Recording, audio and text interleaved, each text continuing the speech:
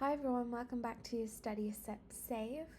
So what's going on in this video today? So I'm going to do a little February roundup, show you what's going on in my YNAB, how my month went, etc, and just have a bit of a chat. So let's get going. Thank you for coming along and hopefully it'll be a bit entertaining for you. So let's start off with the most dramatic thing that happened to me over the past month. So I guess this we can't really include this in February, but I'm adding this on here anyway, just so you get some excitement in one of my videos. So I got a phone call yesterday. I didn't recognize the number, thought it was sort of spam calls or spam calls to see if someone's using that number, etc. So I don't tend to answer those. Usually I let unknown numbers go to answer phone unless I'm expecting a call, and if they don't leave me a voicemail then I don't really call them back. But most of the time I'll just reverse search the number, which is what I did after I received a second call and a text message from them. And this text message read, "Please note your installment agreement is now in arrears. You must call insert company urgently on this number, reference number is this, to avoid further action being taken against you." So I looked up this number and it came up with a debt collection agency. And initially this really panicked me because I was thinking, oh my god, what haven't I paid? But I know I'm very diligent in paying off things, but I wanted to make sure because myself and my housemate are with an energy company and you pay in monthly installments, so whatever you use that month, that's what you pay. However, your direct debit is adjusted to your usage, which means it might take a couple months for your direct debit to actually match up to what you actually use, especially during the winter months, as you're using a lot more energy than probably in the summer. So they charge you quite a bit in direct debits if they notice your usage is going up. So our energy company is actually catching up with sort of our usage at the moment, since it's just it's not December, since it's sort of colder months, and we're using a lot more heating, and especially since the fact we're on a electric boiler. And if you rent and you have an electric boiler, I'm really sympathise with you, because I know from experience that if something is wrong, especially with the heater, it still uses up electric, which can sometimes make it very expensive. So basically our initial direct debit to our energy company was something between the range of £50 to £70, which is what we were using in the summer because we didn't have to use the heating. But now our direct debit has actually gone up to, I think, £150. So it's just catching up on those months where it was more expensive. So we're actually in debit at the moment of minus, I think after our next payment went through, probably about minus £120, £130. But obviously that will be almost sorted by the next direct debit we have. So because of that, because we're in debit to our electric company, that's what I thought this was all about. But I looked at the message and I saw that they had mentioned something about an installment plan. And I thought, okay, could that match up with how the electric agency works, and that we're paying in sort of monthly installments or increasing our direct debit to include both our usage of that month and cover a bit of the money that we're in debit to the electric company, which is 0% interest, so it's not a problem. But then I thought, we haven't received any communication except our direct debit increasing, so no communication that we owe the money urgently or anything like that. No communication of that. And just that, our direct debit was being adjusted to cover that money. But I looked again and I thought, okay, I was currently traveling, so I wasn't about to deal with it right in that moment. I was on the train, and there's no way I'm calling a potential debt collection agency on the phone and saying all my information out loud, those kind of things. So I got home, and the first thing I did was call them. Now, I was very wary about it possibly being a scam. So when they had my number already, I called up the number, and I was in the queue on hold, and I just thought, okay, I'm not going to give them any of my personal information. If they think I owe them money, they have my name and etc. on file if they are a legit agency. And before I called them, I did look them up on YouTube, and they are addressed to they have a recognizable address, they have reviews and everything, and they were also, and the reason why I trusted them the most was they were also, the specific agency was actually named by a very credible website that I use, talking about finance. So I was like, okay, I'll call them. They're obviously not a scam. So I called them up, I was in the queue, then a man answered and he said, "Hi, how can I help you?" Now the only thing I said, "I'm calling back, I've had a call, and this is the reference number I've been given." That's all I gave him. And then he said, "Please can I confirm your name and first line of address?" And I said, "I'm sorry, I have no idea what this is about. Could you please tell me the name you have on file?" This is probably one of the smartest things you can do, is because you're not giving out any information. But also, you're immediately cutting out all the stress by actually confirming whether it's actually anything to do with you or not. And he immediately said, "Oh, the name on file is this." And it obviously wasn't my name, so I said, "Okay, that isn't my name." And he said, "Oh, okay, do you know anyone by this name?" I said, "No." And then what did he say? He said, "Do you know anyone by this name?" I said, "No." And he said, "Oh, that's okay, I'll get your name taken off of file, and this number taken off of file." Sorry, my name wasn't on the file at all. So it was probably just someone who had debt collections who was either sort of my number neighbour who changed one number or wrote their number wrong, or just someone who put a random working phone number down. But yeah, a lot of stress for nothing. So I'm not actually in debt collections. And one thing I did check as well, because there was another person's name on that debt collections with my phone number, I immediately just checked my credit file, my credit report, and yeah, no issues. So if this does happen to you,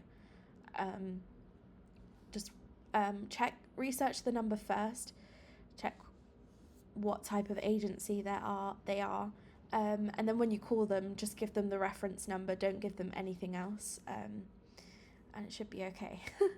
But yeah, stressful times number 2, I guess, and you'll notice I changed the colour to a yellowy orange from red, because this is slightly less stressful than thinking you have paid all of your direct debits and all of the money you owe, and then getting called up by debt collections. But yeah, I can kind of sympathise that this is a reality for some people where they are struggling for money. So yeah, I guess my situation wasn't as bad as that, but it still sent me into a bit of a panic. So this one, stressful times number 2. I realised a couple days ago that my budget is surprisingly, deceivingly flexible. And the reason why this is because we have a bill that comes out only 10 months of the year. And is it 10 months or 9 months? I cannot remember. I think it's 9 months. And January, February, March are the 3 months where I do not have to pay this bill. And throughout the month of January and February, I was thinking, oh my God, everything I don't feel as like my budget as tight as it was before. I don't feel like I'm not scraping for money, but I can't be very flexible, etc. And yeah, I was thinking, oh my god, I have quite a bit of money. I can save, I can do what I want, those kind of things. And then I realized, yeah, in April that direct debit starts up back up again for a bill. And if you live in the UK, this is council tax, and you know council tax is a really, really, really important bill to prioritise. It's not one of those bills that you can sort of run away from. It's like tax. Eventually they will find you, and if anything, it's even more terrifying than the tax person. Council tax is yeah, it's very important actually. It gives money to your local council. Obviously very debatable where that money is spent, but in a nutshell, it goes to local resources, infrastructure in the sort of area that you live. And yeah, so I'm not looking forward to when that bill starts back up again. However, that's going to be something I have to look at to see what I can do. And number 3, I think this is very relatable one way wherever you are. Transportation is so expensive. Now, I am not very high income. I do have to travel a little bit as well for my job. And I do not drive, so I have to use public transportation. And transportation is actually quite a big part of my budget, and it's actually obviously a very important part of my budget, as in I do work remote some days of the week, but I also have to go into work, and if I don't have money for transportation, I can't go into work. That reflects bad on me as an employee, and I might get reprimanded or etc. So yeah, for my job, it's very important for me to be able to transport into the office, to travel into the office. And I'm just realizing that every month it's a significant portion of my budget, and I'm just going to actually put that into a calculator to see percentage wise how much of my budget I'm actually spending on transportation. So I would say, let's go on the maximum I'll spend a month, because it's always better to overestimate than underestimate. But I would say roughly about £300 a month is going on transport, which is almost 20% of my salary. And that doesn't even factor in my bills, etc. So we're talking about, I guess, 75% of my budget gone on bills and transport and my needs. So yeah, I'm just realizing transportation is very expensive. And actually recently a article came out that public transport in the UK is set to increase. I can't remember exactly what the increase is. However, it will affect me a little bit. And if you've watched any of my previous videos, you'll know I'm an apprentice, so being in the office is quite important, especially for shadowing purposes. It's much easier as a junior to have that contact with your colleagues, etc. And when I complete my apprenticeship, I am going to ask to transfer, if possible, to the office closer. And with that will come a salary bump. So let's keep our fingers crossed that we get a salary increase and a expenses decrease in terms of transportation and visiting the office. Because if I do get an office transfer, that means I can also, if I need to transfer to that travel to that other office, I can expense that, so my company will pay for the travel into other offices that aren't my base location. So we'll see how that goes. moving on to less stressful times. Let's have a look a bit about what's been going on. I haven't put numbers on this slide, so I hope that's okay, but notice for the past 3 months I'm staying consistent in saving and putting money into my pensions. So my pension, any money that goes into it is taken out pre-tax automatically from my paycheck. So I don't have to do anything except set the level of contributions that I would like to make. My company matches them, they go straight into an investment fund, and that's it.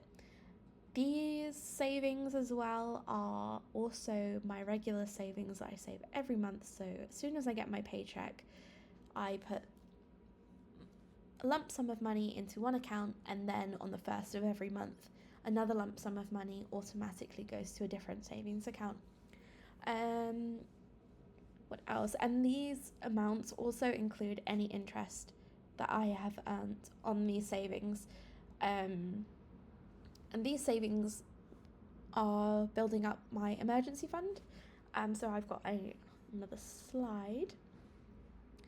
So you'll see here I'm 94% of the way to completing and building up a 3-month emergency fund, which is one of my goals.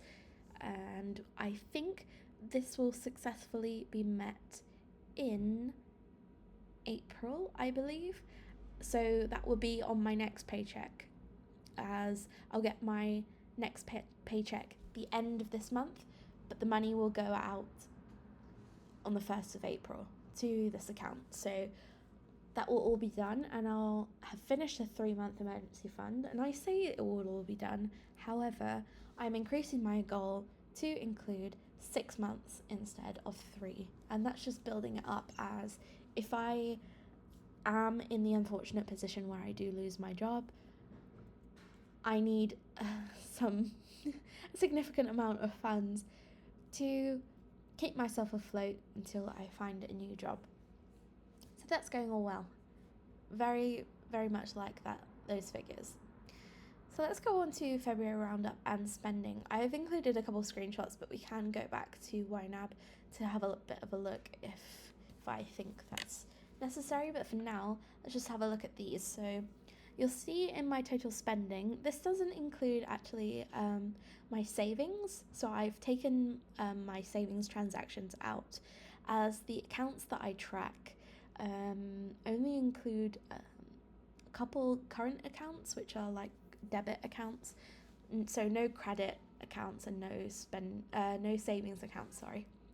So yeah, so we have my biggest categories are my bills and my sinking funds, and those are both of my needs section. So I'm really happy actually that my needs are my biggest sections, if that makes sense, as I would like to keep my wants and other sections as small as possible. So we have bills, needs, sinking wants. I believe this red section is giving, and that's because in February I had 2 birthdays and something else. I believe I paid for a birthday that's coming up in May, so a gift for that, and I also paid for part of my Mother's Day present, which is March, coming up this month. So that was quite, not a really big section, but that was like one of the sections. And then this little light blue section is actually another bill section, but it's my wants. So why I say bills and wants, those are like direct debits, so subscriptions that come out. So everything I can live without, and that if I need to cut down. So for example, if I do lose my job and I have to rely on my emergency fund, I know which sections to cut out. So I'll cut out my bills, which are my wants, and my sinking wants, and I'll just only spend money in my needs section. So an example of what's included in my bills and my wants section is my Canva subscription. So I do use it for YouTube, but YouTube is more of a hobby kind of thing that I'm doing, so it's not necessary for me to live in a sense. I mean, it is necessary for me to enjoy and do something. However, if I had to strip back my budget bare bones, I wouldn't pay for Canva. Another example would be... Now this is difficult because I can't actually remember what's on there in which section. So let me open up my YNAB on my phone so I can just tell you a bit about what's in there. And if you've seen my videos beforehand, you'll probably know. TV subscriptions are on there. So when I say TV subscriptions, that's Netflix and Amazon, which I share with my housemate. Spotify Premium. YNAB is actually on there. I also have a 1 month free of YNAB, so thank you to whoever used my referral link, which gave you a month free. Seems you really like to use YNAB, so I hope you enjoy it and enjoy the program. So thank you so much for using that. I'm very, very grateful.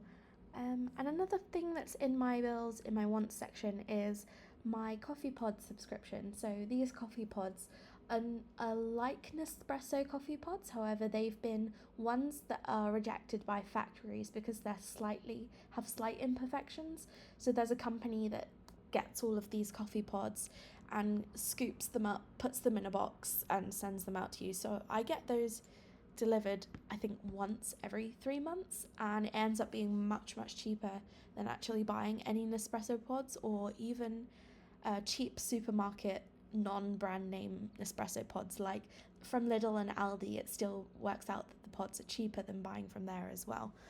And yeah, I can cancel that at any time as well, so it's not really necessary. I just wanted to save a bit of money and enjoy drinking coffee without having to spend, I guess, £4 on a latte. Yeah, that's it. So that's my February spending. Yeah, my free target areas, and I think these are ones I talk about a lot. But the first two, groceries and dining out, kind of intertwine. So my target areas are to actually increase my grocery spending. And the reason why I say increase is because I think that by increasing my grocery spending, I'll actually decrease my dining out spending. So when I say dining out, that doesn't include going to restaurants. That could be also picking up a sandwich from the corner shop or other things like that. Maybe I go to a friend's house and we order in. That's included in dining out as well. So it's just any food purchases that aren't part of a supermarket shop for the week, those kind of things. And I can afford what I'm spending now. I'm not spending frivolously on just anything, but because I've had quite a busy month, I have had to kind of reach for more quick meals, low effort, trying to not cook as much as I had lots of work to do after work. And since I was also in hospital for a little bit, not for a little bit, I was in hospital, and that affected me a couple days after, and kind of knocked me for a couple of weeks, where I completely had no routine. I was just going to work, and that was even more difficult for me. But now, yeah, I'm going to try and whip up some easy meals and those kind of things and try and decrease the dining out. So I'm just grateful that I had that money to be able to be flexible and still feed myself.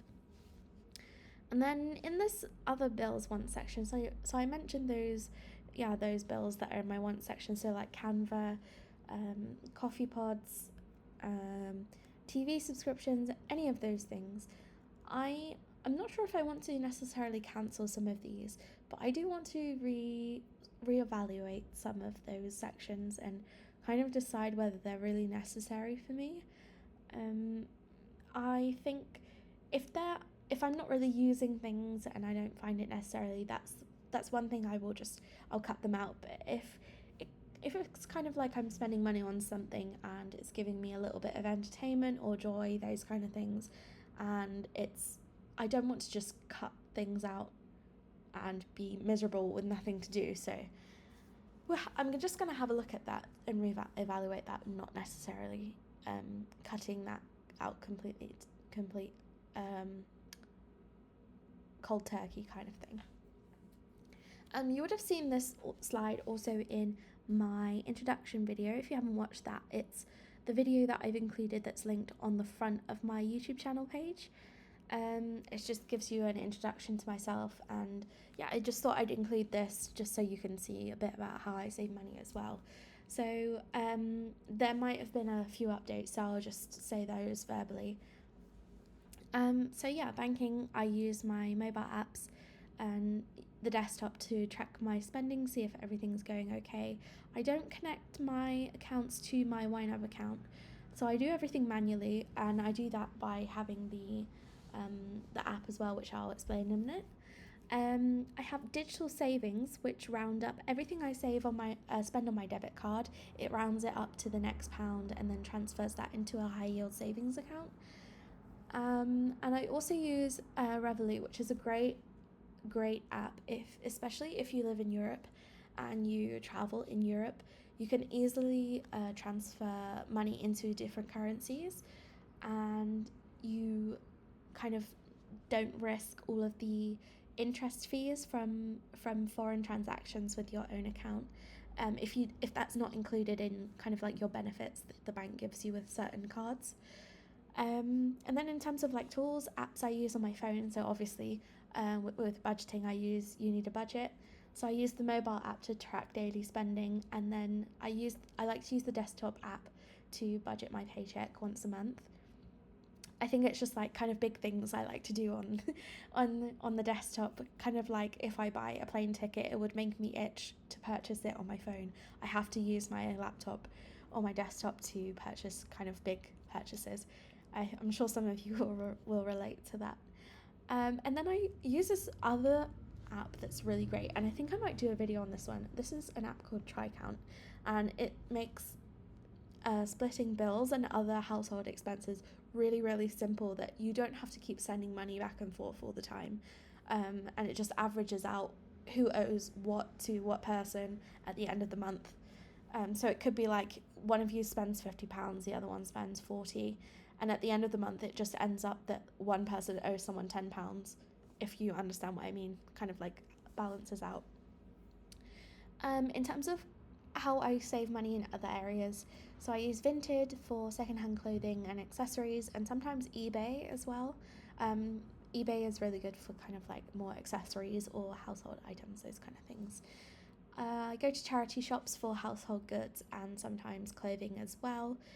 It's a great day out if you do like going around charity shops. I think if you're American, our charity shops are not necessarily like thrift stores. I would say they're a bit smaller than thrift stores, but they're basically like shops with volunteers that people donate items, and then the money goes to certain charities. So the name of the shop will be the charity's name, and these are really common charities. So it could be like RSPCA, which is animal protection. It could be local hospices for children, cancer research, those kinds of things. So it's really good to support. And also if you have any kind of items that you want to donate, you just donate them and they go in there. There's a siren outside. I hope you can't hear it. Club card, Cafe Nero loyalty stamps, bring my own cup. So Club card is a kind of like a points card for for Tesco. If you're not in the UK, Tesco is like one of our main supermarkets here. So Club card gets you discounts on certain things and gives you points in order to get vouchers and things like that. Cafe Nero's obviously a coffee shop I really like. I get loyalty stamps to get coffee, and if I bring my own cup I get extra stamps as well. But I've also connected a student email to that, so with a student email you also get discounts off your coffee every time you use the app to purchase it anyway.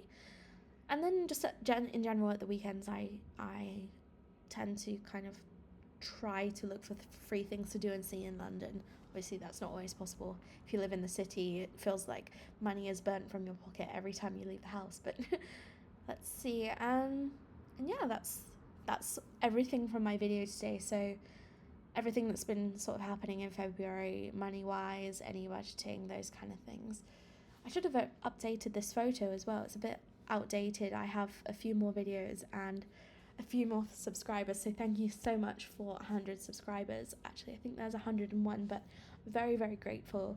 Thank you so much for coming along, and if you are watching this and you're not subscribed and you're interested in joining, please do subscribe and write comments. I always answer back to comments. But yeah, thank you so much for watching, and I hope this has been kind of a good insight into February spending, a couple of things that have happened in February, how I've been saving money, etc. But yeah, thank you so much, and that was Study Sip Save. See you later.